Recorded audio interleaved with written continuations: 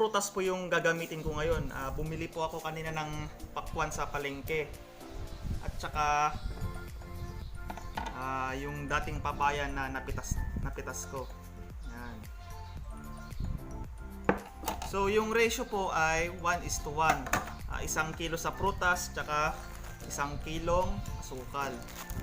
Yung brown, yan.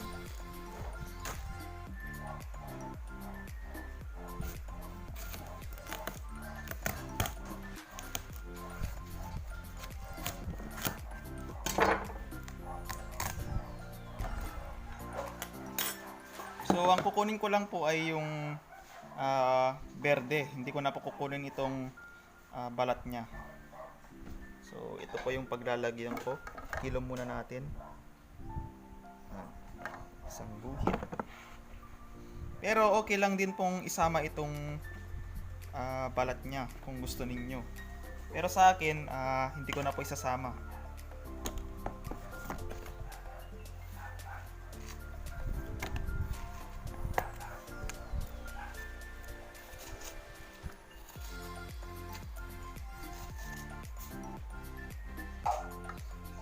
So, ayan, next na gagawin natin ay ilagay natin dito sa container.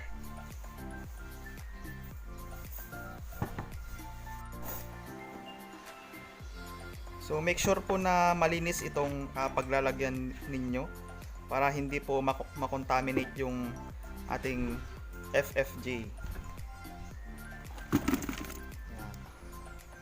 3/4 na pakwan, tsaka 1/4 na papaya.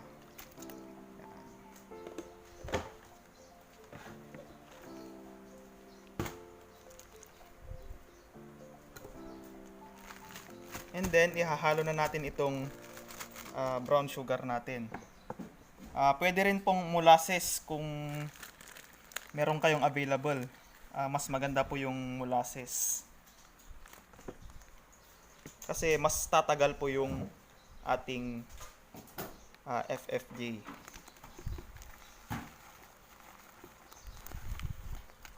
Ayan.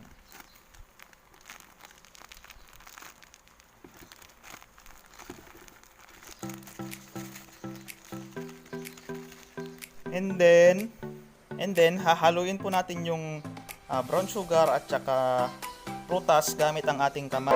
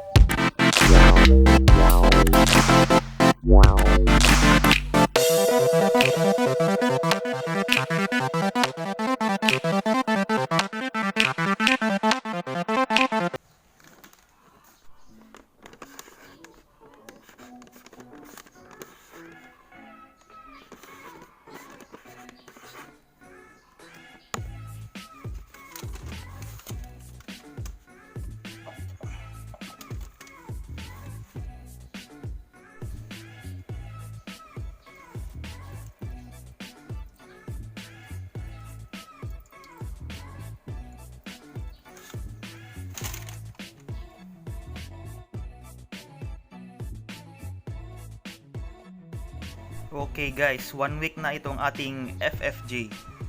So atin na siyang bubuksan at sasalain na natin, kukunin na natin yung katas. So let's go.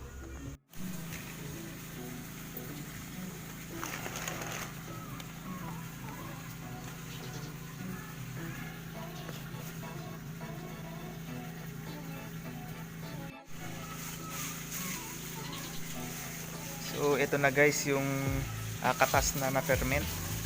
So mabango siya sa ilong. Parang sobrang tamis. Na parang may pagka-alcohol na yung alam mo yung red wine kapag inamoy mo, merong magi-stay na alcohol sa ilong mo. Pero hindi naman po ganun katapang yung amoy ng alcohol.